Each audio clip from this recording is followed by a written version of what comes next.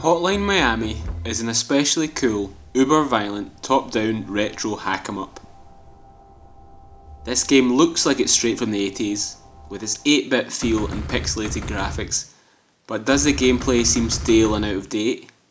Or has the game somehow managed to make 8-bit graphics cool again? Let's take a look. The main character and story are a little messed up from the start. You are a killer with amnesia who talks to strangers in animal masks in an attempt to remember the past.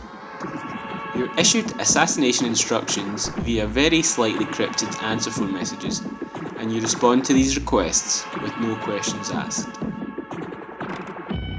Although Hotline Miami looks like the type of game that you would see on a NES or Master System, I certainly don't remember such a bloody or violent affair back in the day. Mario and Sonic would definitely not approve. The game is very over the top with its violence, and it's done with a tongue-in-cheek manner, much like in the movie Kill Bill.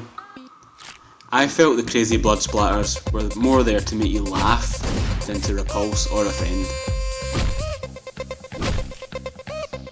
Although the levels themselves are reasonably short, they're also very difficult, and you'll soon realise rushing in all guns blazing will get you nowhere. I must confess, I tried this game on PC months ago and didn't take to it for this reason. I simply thought it was too hard and I couldn't be bothered with it. However, when it arrived on PSN for PS3 and Vita, it kept catching my eye, and a Dark Souls Twitter friend of mine kept encouraging me to try it and give it another go. And I'm glad I did. Like Dark Souls, in Hotline Miami, prepare to die. There's no shame in it, expect it and use each death as a lesson. The levels do involve trial and error, and this repetitive gameplay style will not be for everyone. I didn't think it would be for me, but I found it incredibly stimulating and addictive, and the urge for one more go was always too great for me to resist. For that reason, I would recommend that you at least try it for yourself and see what you think. The sound effects and music play a huge role in making this game as cool as it is.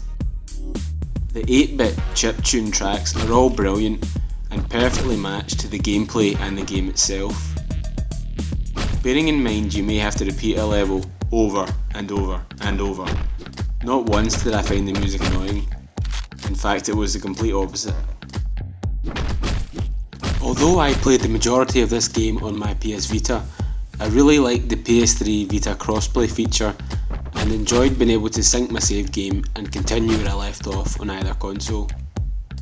I've seen more games using this crossplay feature recently, and personally I hope it's something that continues to grow. As mentioned before, the levels are quite short, but there are 20 or so to get through, and each level is padded out with an intro and closing segment that helps develop the story. There are also animal masks, bonus weapons and puzzle tiles to collect, A+ ranks to achieve, and a solid trophy structure that inspires you to play a little bit longer. The masks probably provide the biggest difference in gameplay by offering power-ups and special moves that can actually change things up quite dramatically. They can help you get through a level you're stuck on, reach that A+ rank you've been struggling to get, or just add a little fun into the mix. Some of the perks the masks provide are being able to walk faster, an increased combo window, or you can choose to spawn with a knife or other weapon. The weapon unlocks, on the other hand, are nice, but didn't add that much to the game for me. So let's sum this up by looking at the positives. You might have already guessed, but I really enjoyed this game because it was different and fresh, had an amazing soundtrack, original graphics, made great use of the PS3 Vita crossplay feature, and offered great replayability and rewards.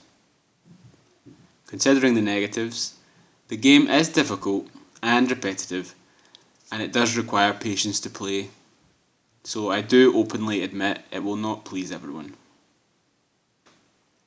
I was originally going to give this game an 8 out of 10, but I've promoted it to an 8.5 simply because I'm still playing it and I'm still loving it. Should you play this game? You should definitely give it a try.